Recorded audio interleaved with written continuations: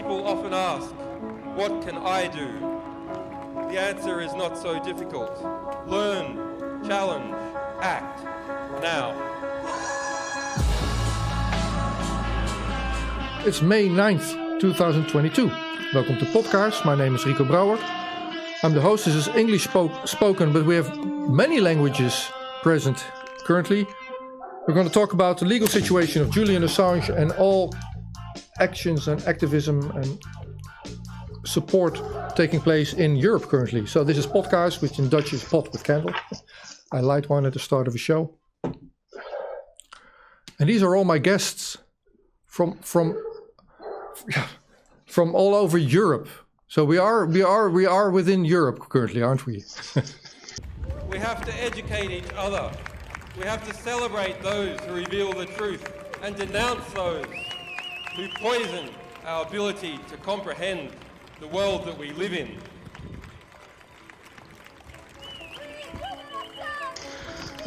Maybe you guys introduce yourselves. So,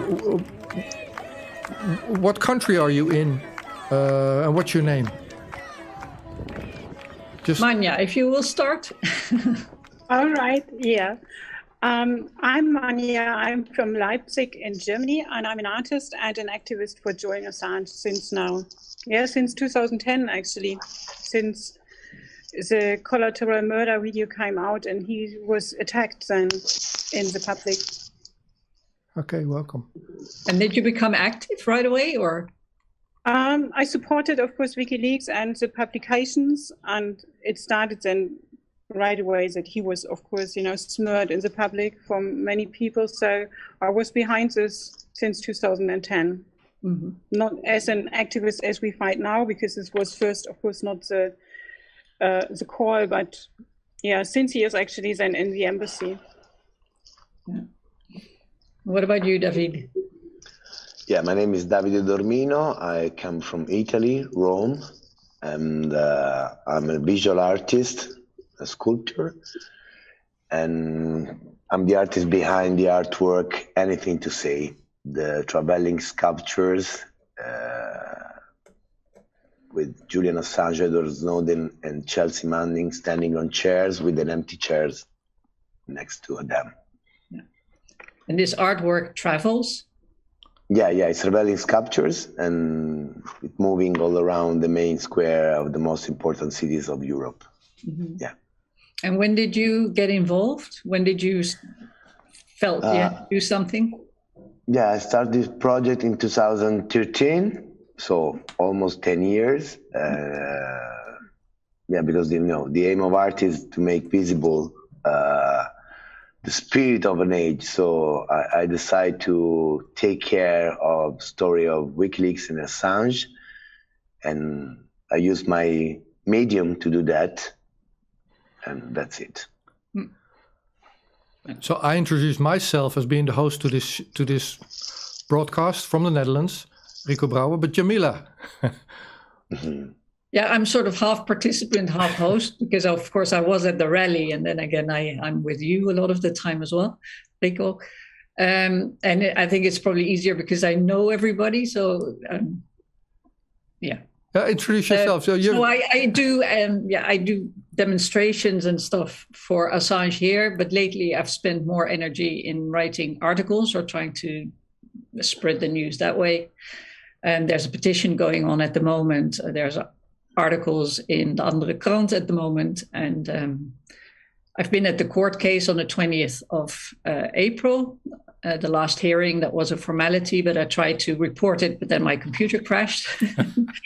And then sometimes Camilla and I do demonstrations together. So maybe Camilla, you can take over from hang on. Yeah, we will move to Camilla. I want to make this remark. So I see someone starting to do organized demonstrations in the Netherlands. And I go, that's cool, that's new, like already a while back. And that's where I met Jamila doing these things in the Netherlands. And it's so hopeful you now organizing with me this conversation and being part of what's happening in Brussels and Leipzig, what we're going to be talking about. And you going to the legal proceedings in London. So good for you. And great to get to know these people here, all of you.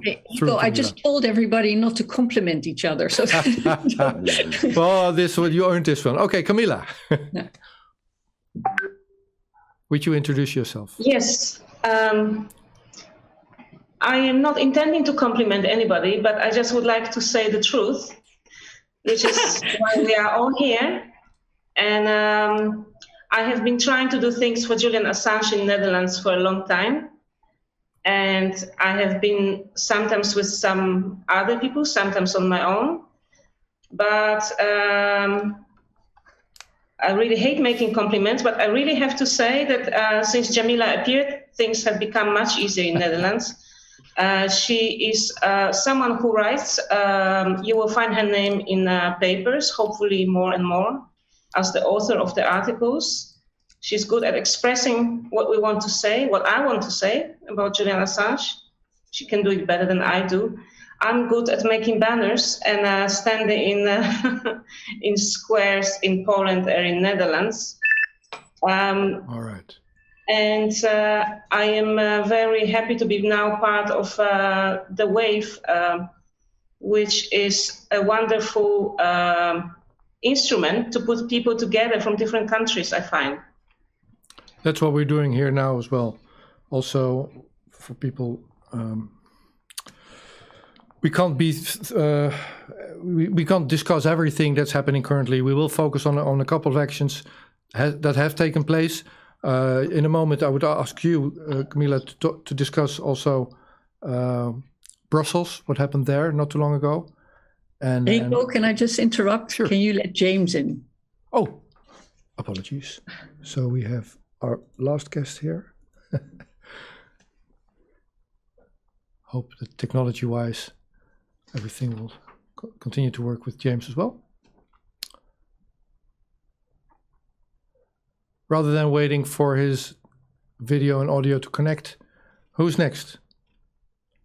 Who wants to introduce themselves? Michelle. Well, my name is Michelle Aslanides. I am an ergonomist, human factors specialist, and I work on safety critical systems mainly. I worked a lot in the field of environmental industries that have risks that are making our world less natural, you know, and so I tried to work on that, and also on the problems linked to the whistleblowers that work on those fields. So I came to Julian Assange little by little because I was worried about the whistleblowers, and some of those whistleblowers being journalists. Little by little, I tried to pay attention to their problems, you know, and I wasn't really working on, you know, like becoming activist in a collective sense, but I was always paying attention to what happened to Julian, and always tried to publish, you know, my Facebook page about the news about him, and that's how I got to meet these wonderful people, because I was once invited to join a WhatsApp group and they told me, do you want to? And I want to really thank the person who has invited me and us, who's not here, and he's someone that doesn't want to be mentioned, but he's one of the hearts of our group. So thanks to this person who put us all together, we're here and we have done things together. Excellent. So James, at this time, unless there's a technical issue, feel free to enable your camera and be part of the conversation. So, Marie, Yeah. oh, there you Yes. go. Welcome, James. Hello. My name is Marie France, and I came from Brussels in Belgium. And I'm an activist for Julian, but not such a long time as Manja or Davide. Only I began in 2019, but before the arrest. Actually, I am a member of ATTAC group in Brussels, and we organize projection movie. And in January 2019, we organized a movie about Assange, and it was very incredible for us because the room was crowded. And after the movie and the debate, nobody wanted to leave the room before we decide to do something for Julian Assange. So we found a committee and we began writing text and information. And of course, after the arrestation, we decided to have rally. And now we have rally every Monday in Brussels and in Namur, every Monday since the arrestation. So it was today's 62nd rally. And that's my more characteristic, I think, about the rally in Belgium is the regularity of the rally. Can you remember what movie it was that you showed? Oh, yes, it was an interview by John Pilger, Assange by John Pilger in the embassy, and also Arte, you know, there is in Arte, there is a realizator called Etienne Huver, which follow Assange for a long time. And they made Etienne Huver and Marina Ladouce, they made a good movie about the case. Okay, thank you. I noticed James's camera turned off. Now I'm not sure if that's deliberate. If it is, we're doing introductions. So it's your turn, James. You're from United Kingdom, yeah? Yes, that's correct. Firstly, nice to meet you and to be part of this program.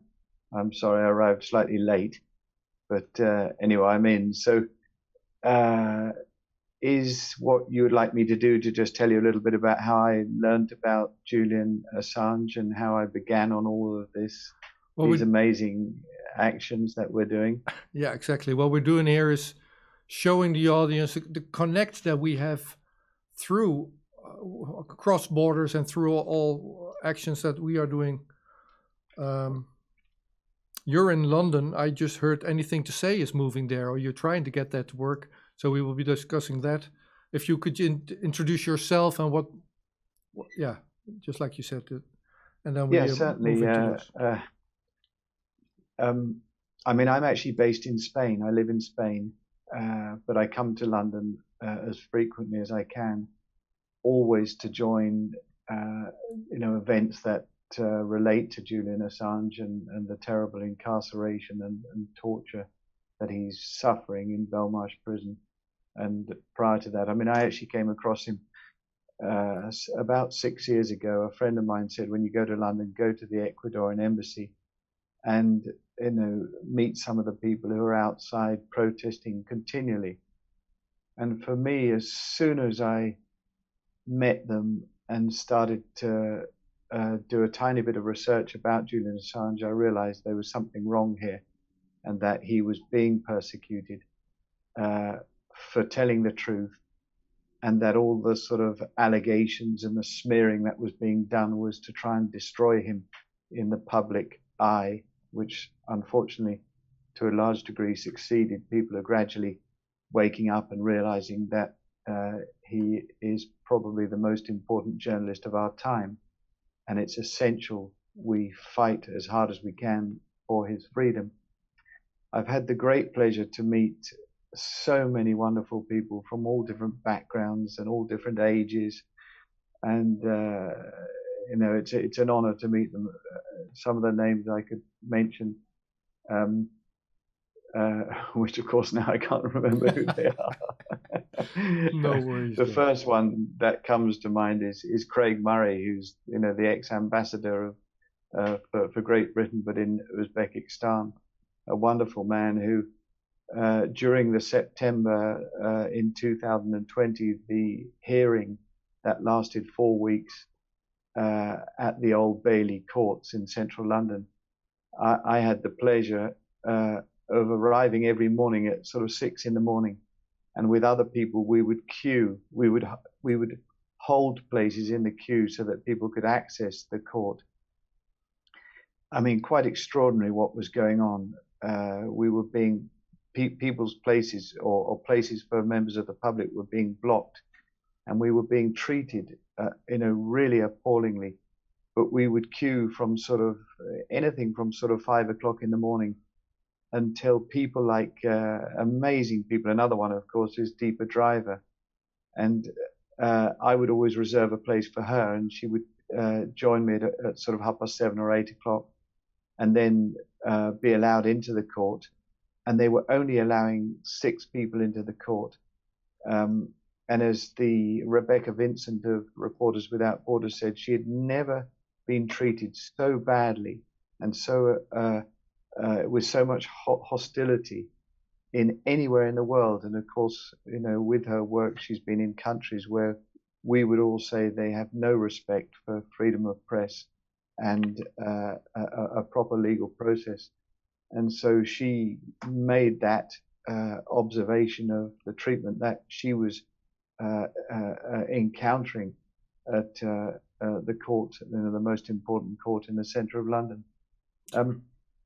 Just going on from, and that was an amazing experience with, especially with Craig Murray, because he would be in the court every day, recording by hand the appalling, the abuses by the judge, but the incredible statements that different witnesses who came in, and they were endless for the 4-week hearing. Really important people like Daniel Ellsberg, who I think Daniel Ellsberg actually called in from a sort of 5 in the morning because of where he's based.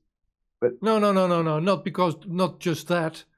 He's an old man. They moved him to an untimely position with the hearings, and he managed anyway, right?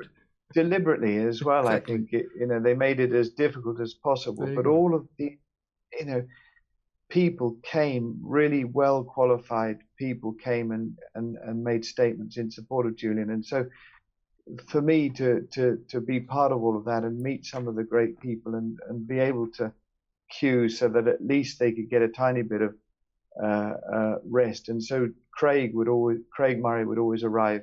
Actually, he always had access. He had access with the family, but he would be recording the trial during the day and then going back to his hotel, which was nearby, writing up an account. I mean, a very, very detailed account, which I think in the future will always be used as proof of what was really happening and the statements that were made. Yeah. Okay. So again, it was, and so he would work until about 3 in the morning, sleep a little bit, wake up, finish it off, and then publish it in his blog, and then come running up the street at sort of 8 in the morning as it was time to go into the court. It was just an amazing man. But I'm probably going on slightly too long. Let's move. I remember one day, James, that yes. one of the last days that he wanted to write up, and he was so emotionally wrought that he apologized and said, I have to regain myself or something before. That was heartbreaking, I thought. Let's move. Well, I was worried one of the days that he was going to pass out, because it turned out, he wasn't he was barely sleeping. And I think he'd sort of been from the court then on to a sort of meeting with different people to discuss what had been going on in the court. And he hadn't eaten, and he basically didn't arrive. So I ran to his hotel, woke him up at sort of, it was the afternoon session. He'd gone home for lunch and passed out. And he came running back and he said, "Oh, I'm seeing all different colors." I mean, I think he was about to drop. But anyway, he survived. And would you like me to? No, I'll stop. I would like to stop. I would like to stop you there, because some people are stressed for time, and I what I need to get in, or what I want to get in, is yes. what I'm considering of joining, Jamila, is what's gonna happen in Leipzig, July 2nd, July 3rd. Manja, I told him, and you needed musicians, so he's contemplating. Okay, great. Yeah. So what's happening in Leipzig, Manja? So in Leipzig will take place the first, or I was told that it is actually the first international group exhibition of artists who stand for Julian Assange. So the whole exhibition is only, the exhibition title is Julian's Freedom is Your Freedom, and every artist join created work about Julian and his case.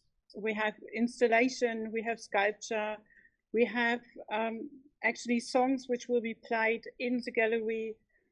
We have paintings, we have poems, video art, everything what we have so far in from artists joined. And on the 2nd of July, we will open with a vernissage.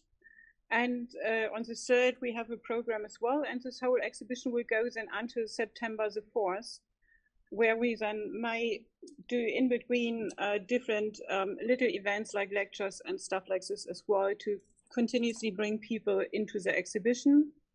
And the artwork is for sale as well. And all the artists who submitted their work already said that they don't want to have their share of the artwork, that it can all go to the campaigning for Julian. So it's also, of course, to raise money for Julian's legal cost. And yeah, I just see David wrote a comment. We have to talk about the exhibition because I invited him, of course, too. And we would looking forward to have him here as well. Yeah, so this is like a wonderful artist from, we have artists from Japan, from UK, from the Netherlands, from France, everywhere. So which already applied. Yeah. So what made you think of doing it this way? Is this new, or why are you doing this in this way? So I will be very straightforward. You know, I started to create this exhibition or come up with this idea because I was, I use no word, I was really pissed off by many artists. I was posting always on my Instagram profile about Julian's case. In between posts I did about my own artwork. And I found out that when I posted a piece of art and people write comments, they sent me likes, but there was like nearly no reaction on a post I did about Julian. And there was like totally quiet, apart from one artist here from Leipzig, Bea, who is now my partner in creating this exhibition. And then I made a post on Instagram where I really lost my temper about the fact that so many artists are so quiet and not saying anything about Julian's case, like hiding. And I wrote actually an article about this too. The article is based on a quote by Nina Simone: "How can you be an artist and not reflect times?" And I think every artist has to really join this, and every artist needs to understand that what is done to Julian is such an injustice and is such a torture that we have to stand up. And you said before that we have to connect through art, and artists have a duty, and this is why I'm doing this. I want to bring the artists together who stand for Julian, wherever they come from the world and whichever medium they're working in, because we need to do something about this. And artists have to do it. You know, there is, and artists don't do it. I think they should start to ask some serious questions about themselves, how they can call themselves an artist and not standing for Julian Assange. It's unbelievable. And for me, personally, not acceptable. So that's why I'm doing it and want to bring these artists together who know what their duty is, actually. It's funny that it's moved to art.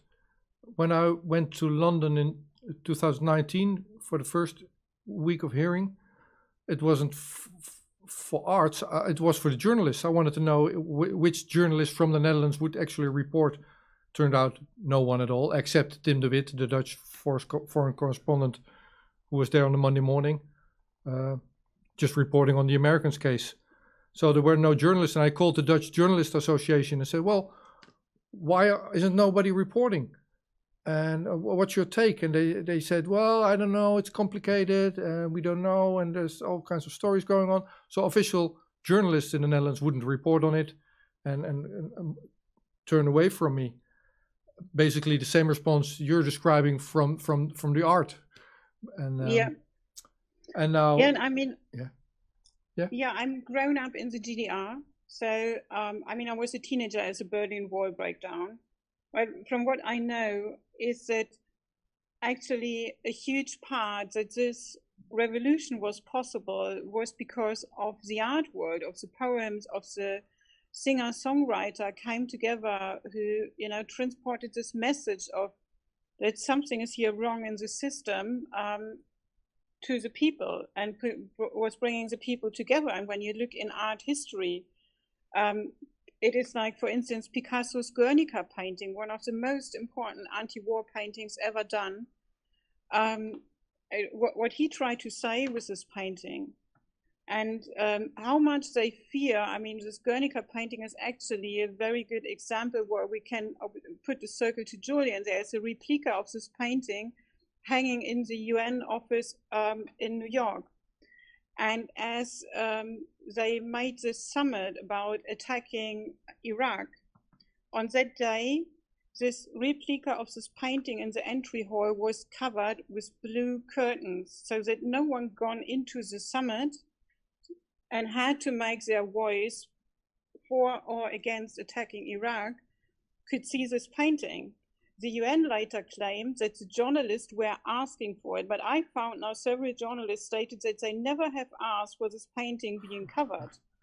And they was worried as Cowell made the statement. I mean, this is what the UN said. He would have stand with his head directly under this big bull in this painting. But for me, when as an artist, I look at this and say, like, they were so frightening of this great piece of art. It's 7 meters wide, 3 meters high, and an incredible anti-war painting, what Picasso did there. And they were so frightening that people could remember being remembered of the horror of war, that they covered it. So no one gone in the summit was remembered of the horror of war. So they all, like, or most of them agreed on attacking Iraq. And now today we know that they gone into the summit, there was presented a lie that Iraq has this guns of mass destruction. And of course we know, thanks to Julian, what else was going on there. Exactly. So, and you see that art can change, you know, or could have changed maybe history at this point. Well, if you ask, I'm not sure, people in the street, if you ask me what's been the symbol of people standing up for Julian Assange, if you want to put that into a picture, you come up with the chairs, you come up with anything to say. So that's an expression of art that's turned iconic. So I think you're onto something in Leipzig. We need to check it out, Jamila. Yeah, I hope so. Yeah. Okay, I hope we will have many artists and many people come and see the show, and, you know, maybe also new people get then involved in the case. And of course, my biggest hope is that while this exhibition is running, we will have a big celebration of Julian being free. That would be great. Yeah. Thank you for that. So July 2nd, it starts, and it goes on for months, but July 2nd, July 3rd in Leipzig. Okay, Yeah. Thank you for that. No, it doesn't go on for months, no? Or Oh, the exhibition. 2 months. Yeah. 2 months. The exhibition is going for 2 months, yeah. Okay. So if maybe we should move to anything to say, Davide, that thing is now in Italy. It's gone home, or what? Yeah, we brought the statue to Udine in the north of Italy 2 days ago, and the statue will remain there until the May 15. So in that day, in 2 days, 12th of May, we will have also a meeting, a talk with Stefania Morizzi, the Italian journalist, between me and her, with another journalist called Fabio Chiusi. We will speak about her books and also my practice, my artist practice. So, and the sculpture is exactly in front of this place where we have the meeting. So, but until today, a lot of people stood on the chair during these days. I received a lot of pictures of people that standing on and taking pictures and everything. So yeah, this is my little contribution to the Assange case, and frankly, I'm very happy that someone said that is a symbol of this battle. So I'm very proud, but I want to remind to everyone that this artwork was product from a crowdfunding, where more than 500 people from all over the world gave me money to produce the statue. The money didn't cover all the costs of the sculptures, but it was good to feel that it was something of public interesting. So I'm okay. And as I told you before, yes, we are trying to bring the statue in London. That is our goal since the beginning.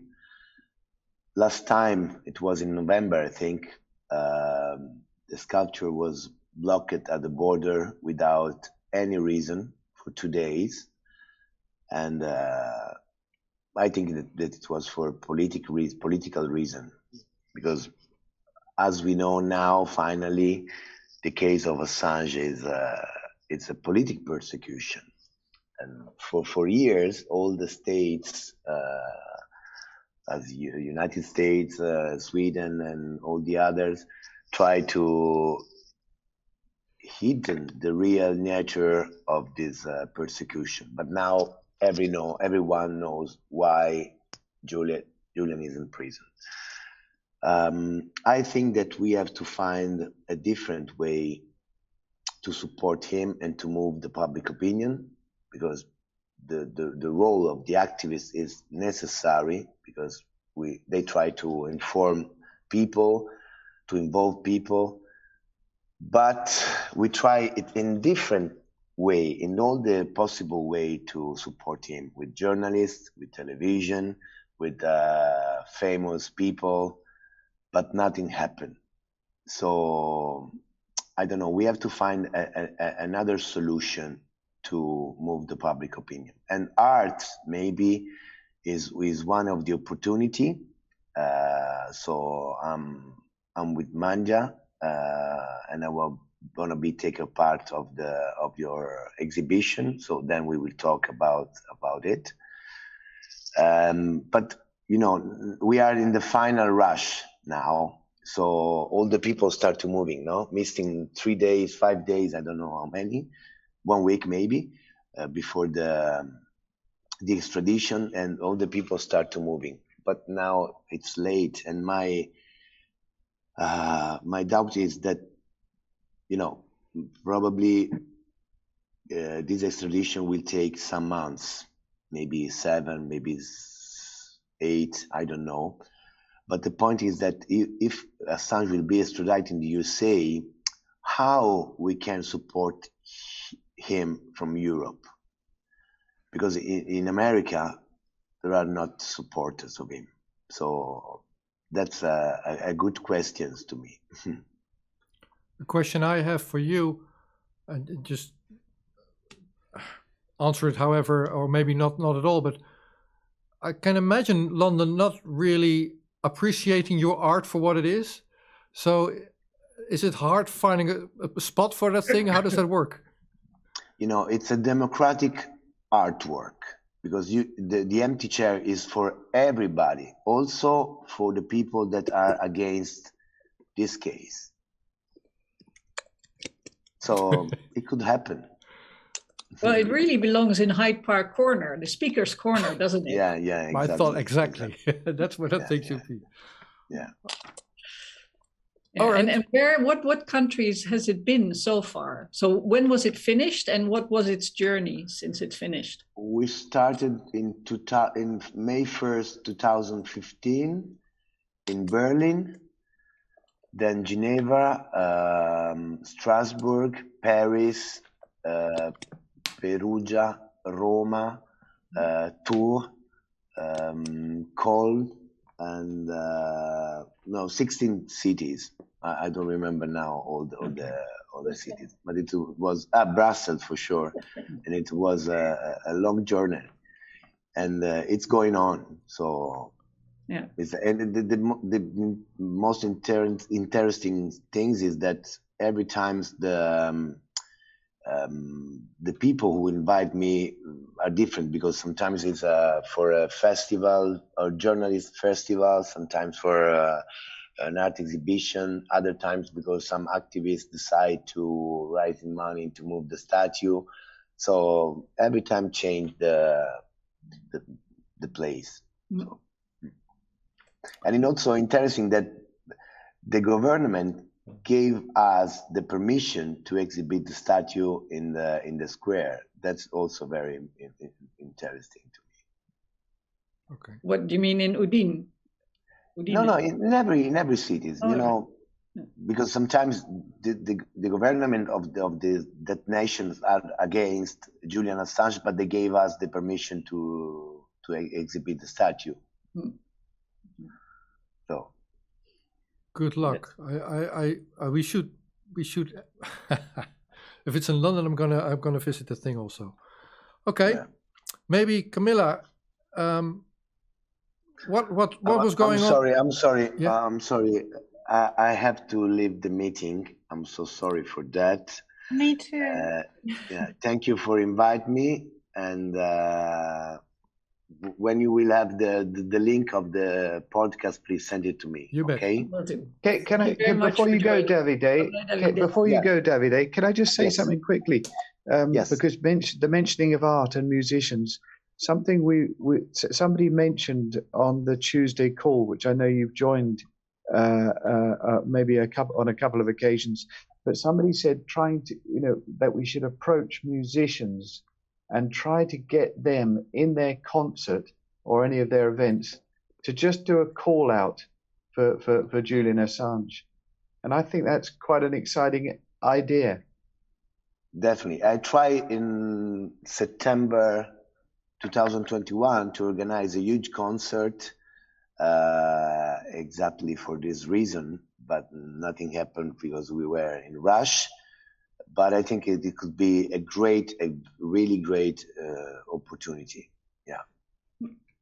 And I think there's quite a lot of work going on at the moment, towards arranging a concert before the end of this year. The destinations, potentially is Wembley or the O2 concert theatre in East London. So there's a lot of energy, there's a lot of activity going on to try and get this moving. Yeah. All right. Definitely, yes. So people are stretched for time. Let's allow Manja and Davide to thank you so on. much. You had me. Thank you. Thanks for being here. Bye-bye. Bye. Bye. Ciao. Thank you, Manja and Davide. So Ciao. Grazie. with the remaining people, and Camilla, maybe you could start off. What happened in Brussels, April 22nd? So that was the rally. How did that came about, and what did you guys do? It came about because it was organized by this group of people who had who was different than most of other organizations. There was not a single person in charge, but everyone was taking responsibility. And I think this was this is the beauty of this group, that everyone feels they are part of the group in equal way if they are only willing to do so. So this is how we all contributed. It started with the idea,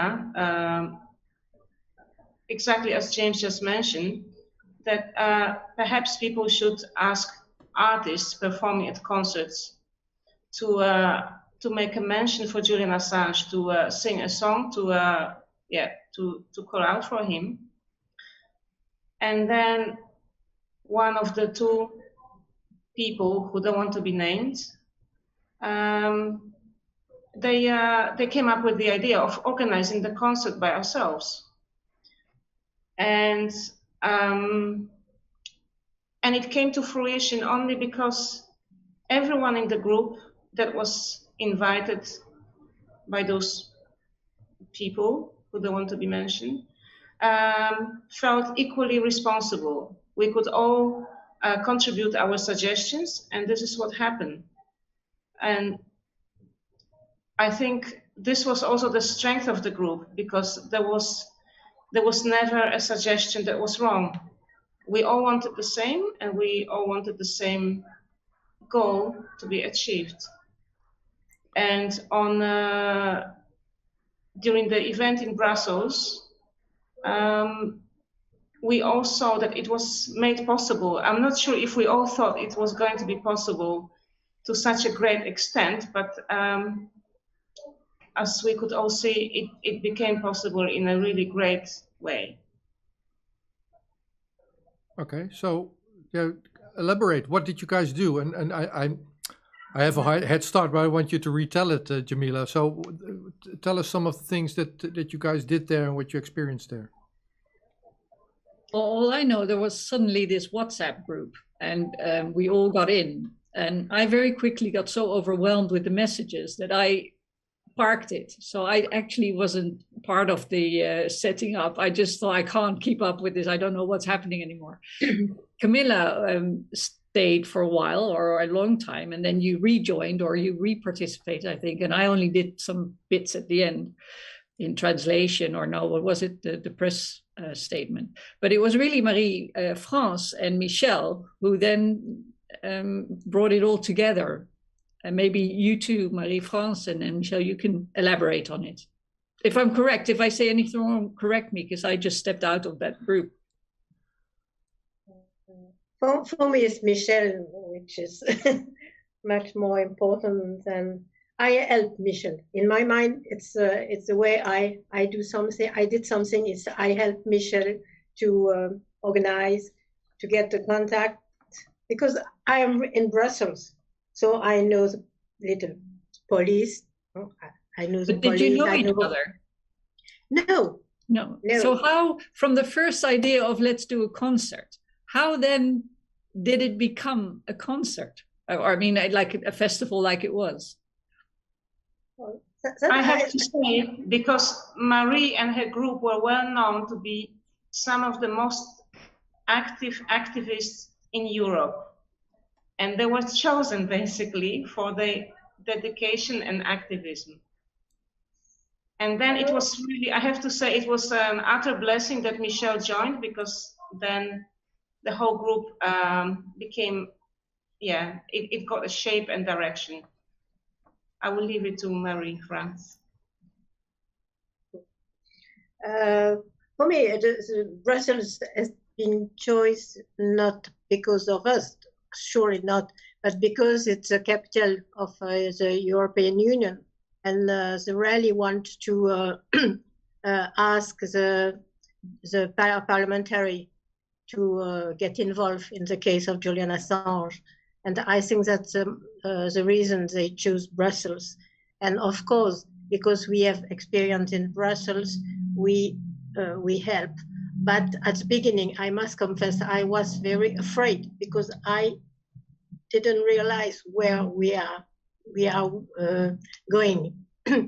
And I help the best I can do, but I was a little bit afraid. And Michel has been very useful I trust Michel, so I help her. that's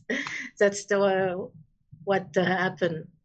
But the choice of Brussels, of course, this was for the parliamentary, and at least we get the Mick Wallace, which came to speak, and Mick Wallace is the parliamentary, very involved in Assange case for a long time with Claire Daly. And in November last year, they organized a meeting with John Shipton, and they asked as a parliamentary to come and to discuss with John Shipton to organize a cross group inside of the European Parliament. And that exists. It's not a big one, but that exists. And Claire Daly is an extraordinary. And when she speaks at the tribune, I think the other deputy are frightened because she is a very, very clear woman, and she always says the truth, and it's very important. So that's why Brussels was chosen, in my mind. After how it's organized, that I think Michel is more as to speak about. I'm sorry for my English also. So what actually would give us some highlights? What happened on your event?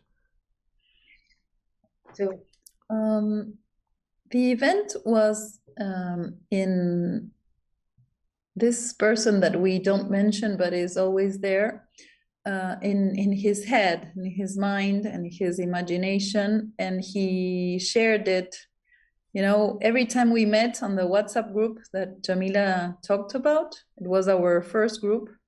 He carried, he brought us all the time to the main subject, that was organizing a concert and a rally and a lecture. That was the main goal, it's to bring awareness to young people, to people who can understand this, but they're not aware because the press doesn't talk about this.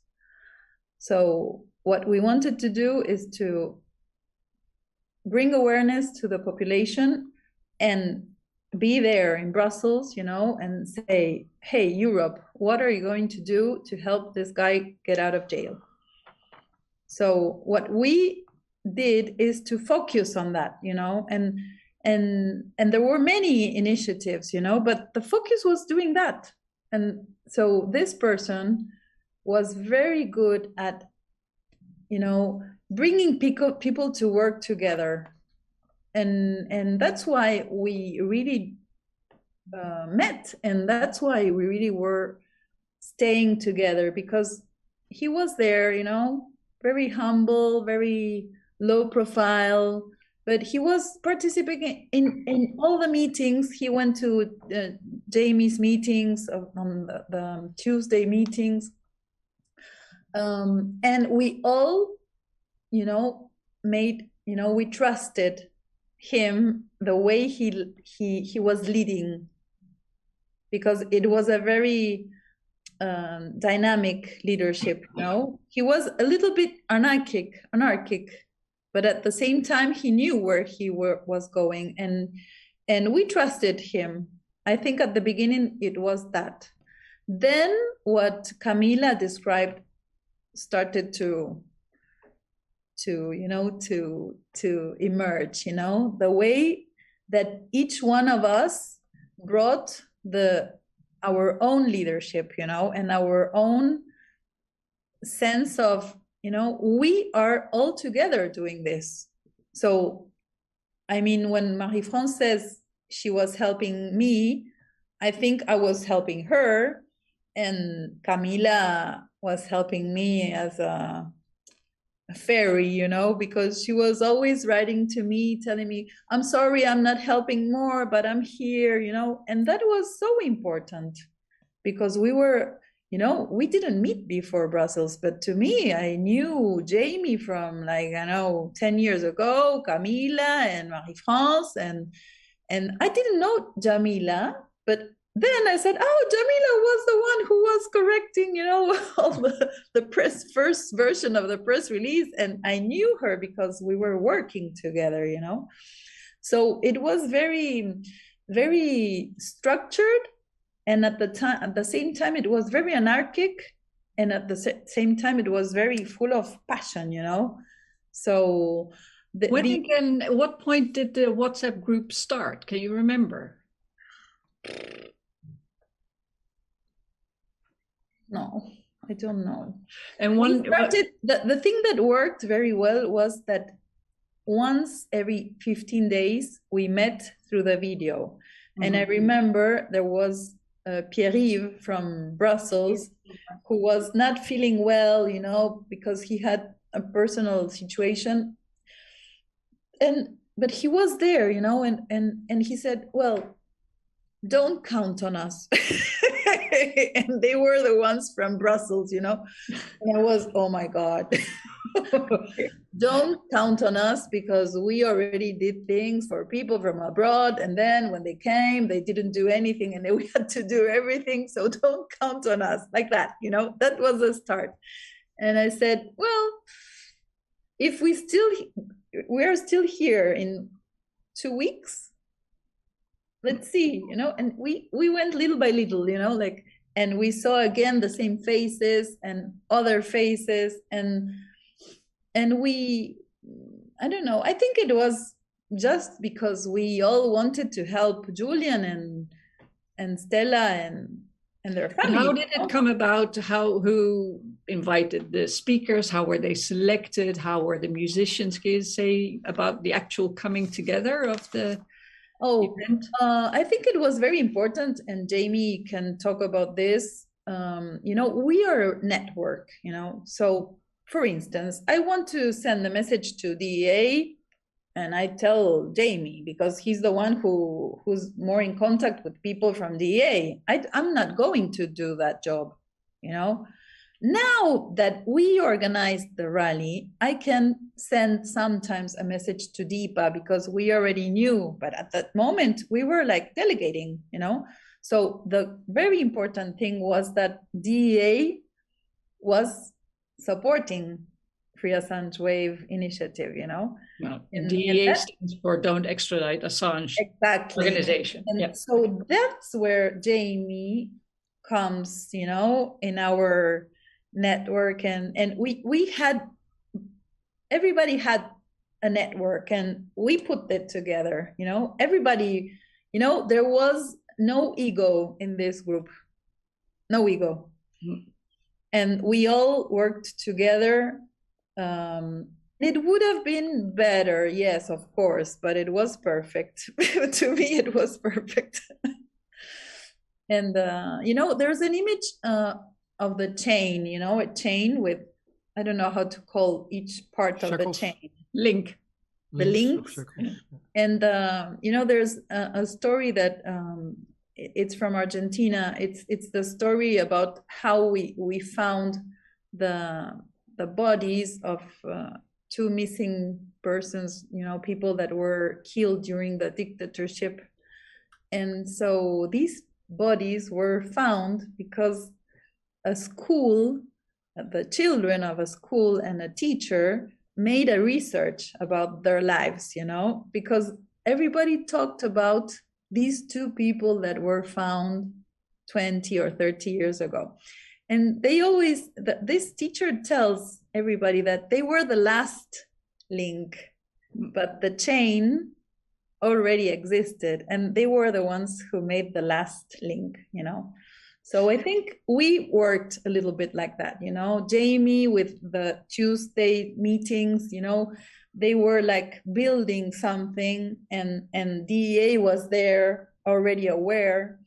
And we did the crazy thing, you know, because we followed this person who we don't mention, but we, you know, there was something a little bit like, you know, between magic and mad, you know, because we really believed that it was going to happen. But I can tell you that until I didn't have the authorization from the city of Brussels, because I was the one who signed, the second crazy of the group, you know, I had all the people, you know, like this, hey, is it going to happen? And the other Mr. B telling me, if we don't have the authorization, we are not going to do the, and you know, it was so stressful.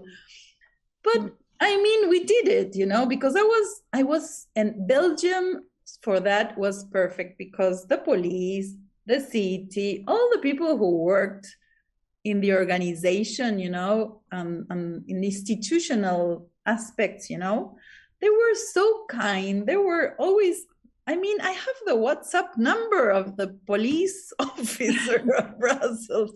And the guy that made the electricity gave me the WhatsApp number also to bother him during the weekend and during his holidays.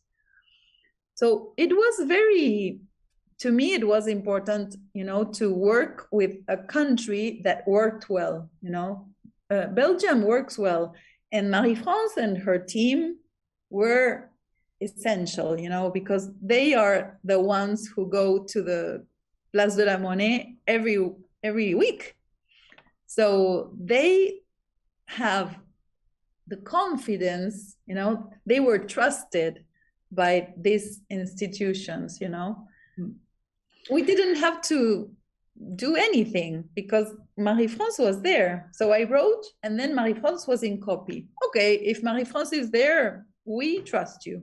But so who did the inviting of the speakers? Because I was quite impressed that there was this Ögmundur Jonásson from Iceland, the minister, and that Annie Machon, was that her name, from ex-MI5, and who organized the speakers?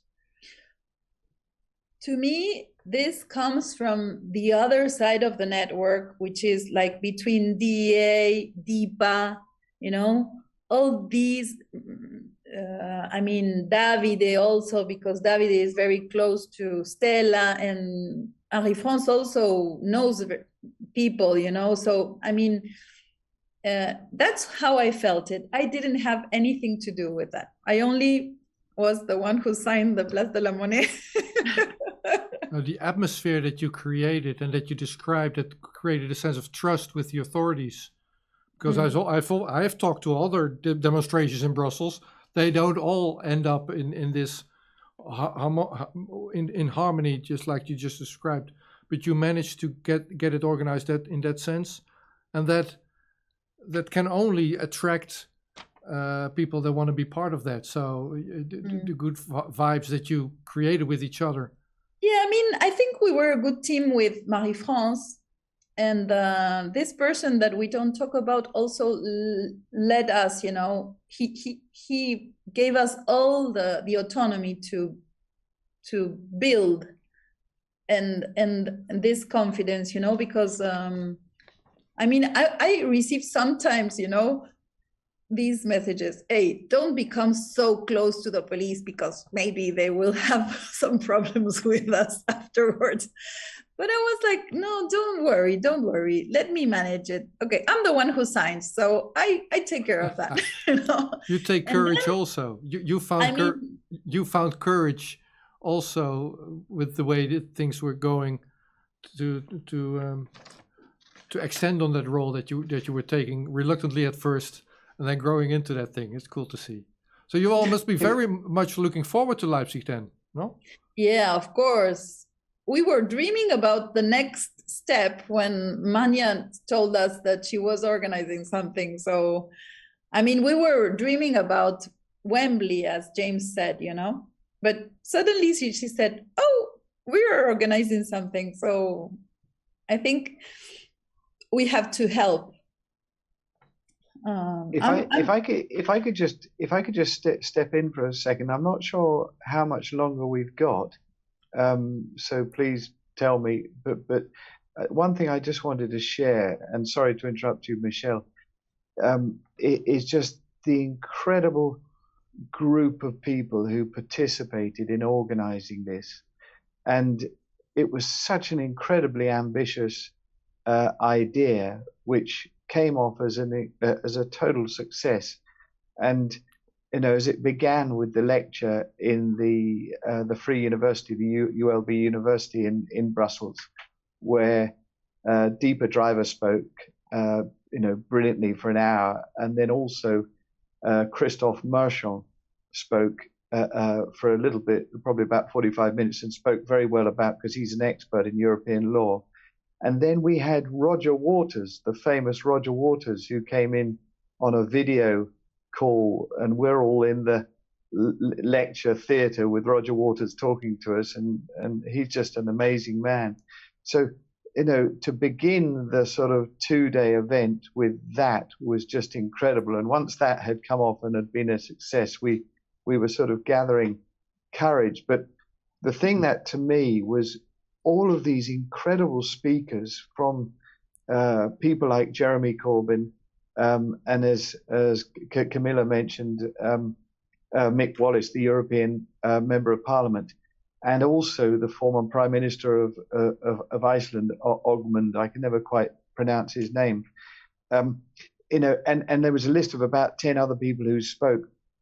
I can't remember at the moment. Obviously, Stella Assange, Julians, what incredible wife, spoke. And if there was not a dry eye in the square when she spoke, then I'll eat my hat, as they say. But the thing that really moved me was the willingness of all of these important people to participate, and all the wonderful people from different countries who were involved in organizing things. And the moment that I had that just made my sort of was, I was in the square on Saturday morning, and it was due to start at 2:00, and we had everything. We had the stage, we had the marquees, we had the 50 chairs for Davide Domino to do the standing on the chair event, which was incredible. And yet there was nobody. and this was at 1:45. And then suddenly, at 1:55, the whole square was filled with people. And they'd come from different countries like Germany and Switzerland and France and Spain on buses. And they'd arrived on time and got off. And they came into the square, just flooded the square with banners and placards, and they were shouting in different languages, free Julian Assange. And that for me was the most wonderful thing to see. And I think we all felt that beautiful feeling of love, that we were all doing something together, and no matter where we came from, we were doing something good. And so the whole thing, was an incredible success, unbelievably ambitious and complicated to organize, but it worked. And all of the people in this chat, in this podcast, are all participated. It's just amazing. So let's end this recording. We can chat for however long we like this night, but end the recording here and make that a call to action. So if people want to see how that goes and want to be part of that, Leipzig, July 2nd. Looking forward to meeting you guys there. Yeah, and petitions. No, we can't stop. No, stop. Hang on. Jamila. Oh, I'm so sorry. Yeah, I have this list and I have to ask you, Jamila. So Jamila, let's wrap up with your action here in the Netherlands. But there's also a petition. No, don't be modest. So let's do yours also, yeah? No, let me finish. Okay, there you go. There's the Reporters Sans Frontières, so the Reporters Without Borders. They have a petition going, and I think there are already 39,000 or something signatures, but they need a lot more. So you can sign that. And there's an Italian petition, if I'm correct. Yeah. You want to say something, Michelle? Yeah, they're not here, but the Italian group is incredible and has supported this wave also. I want to mention this because it's really, they were all there, the ones that could come and the ones that couldn't come. There is a guy who paid other people to come, Yeah. It's incredible. There's now a campaign going on in Turin, Verona, with the billboards. With the billboards. This PhD student, Italian, which is in the UK, and she's making a crowdfunding to put billboards in 3 cities of Italy. And these are so important people. The Italians were great. And I just wanted to mention 2 things. One related to Italy because they come from there, but the group Our Voice, they were incredible. They were the alternative to bringing the sculpture, anything to say, Davide Dorminos. They didn't bring the sculpture, but they were there and they made this great dance terrible dance, and we were all together in this Bring Your Chair performance. And so that was incredible. And the last thing I wanted to tell you, to transmit a little bit of what we felt there, is that the artists, the speakers, they all stood there. They didn't just, touch and go and come and just left. No, they were all there. And so sometimes I turned like this and said, they're still here. No, they didn't just came to talk. No, yeah, maybe that's interesting to say for the viewers, if there are any, is that when there was a final dance to introduce Stella Assange as the last speaker. But to my amazement, when all the chairs were pulled up behind the dancers, on the chairs were Jeremy Corbyn, the politician from Germany, I forget his name now, but there were all the speakers who had been on stage were still there, as you say, and they actually stood on the chairs as well to join in. So that was very impressive. But as far as, for future initiatives, if people wanted to join, there's perhaps a Wembley initiative, there's Leipzig, and there's petitions going on, also a Dutch petition that still can be signed. Am I missing anything?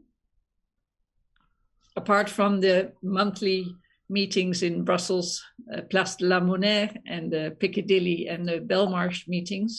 I would say something that James told us before is that we tried to think about how to to maintain the level of energy that we had there, and it's very difficult because we were exhausted also after, so we have to admit it. I mean, I had to rest. I couldn't, but I had to rest.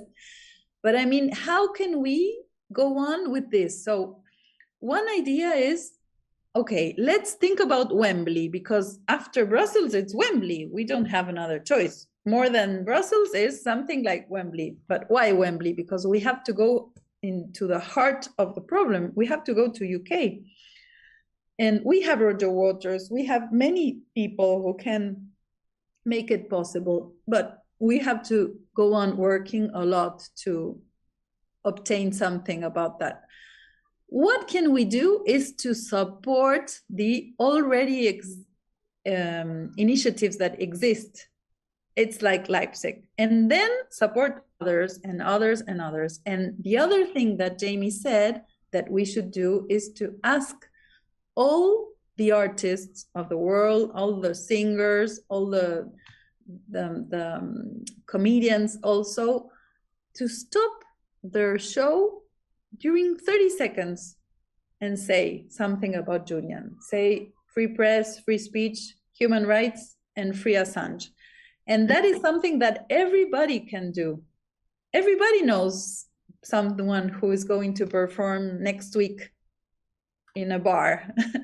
So that's what we decided, to start to help the little initiatives and to make like little Brussels all over Europe, and why not all over the world.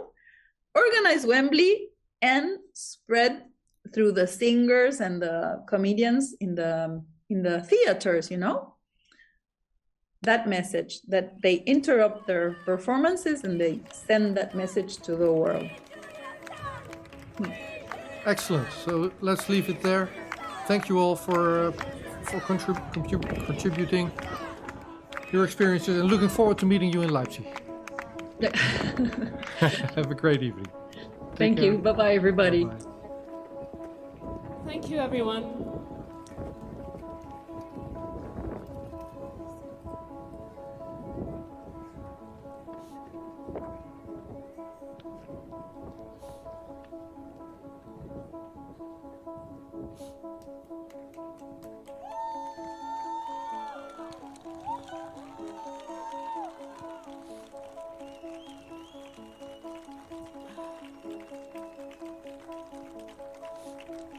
I'm really moved. Thank you for being here. When people ask me how I am,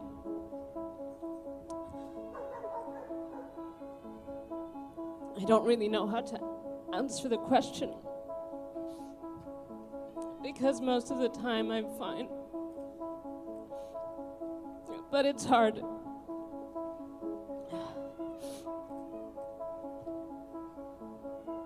It's a month to the day since Julian and I got married in Belmarsh prison.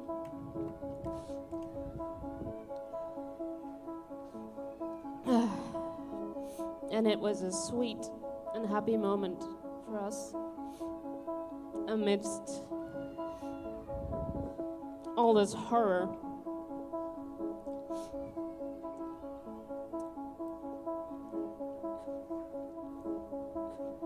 And if there's something in this experience that has become more and more clear and stark, it is how, as much as there is horror, there is humanity, there is sympathy, there is decency, and you cannot lose sight of that. Het gaat hier vandaag over saamhorigheid. Dagje zonder hemel. Rustig, lieg niet. Wat normaal maken, wat niet normaal. Every nation in every region now has a decision to make. En dan ook geen hel meer. You think I'm joking? Predator drones. Dat is best makkelijk. You will never see it coming. Wat dacht je alle mensen? Laat staan dat ik kan ingaan over vuur. Bezig met vandaag.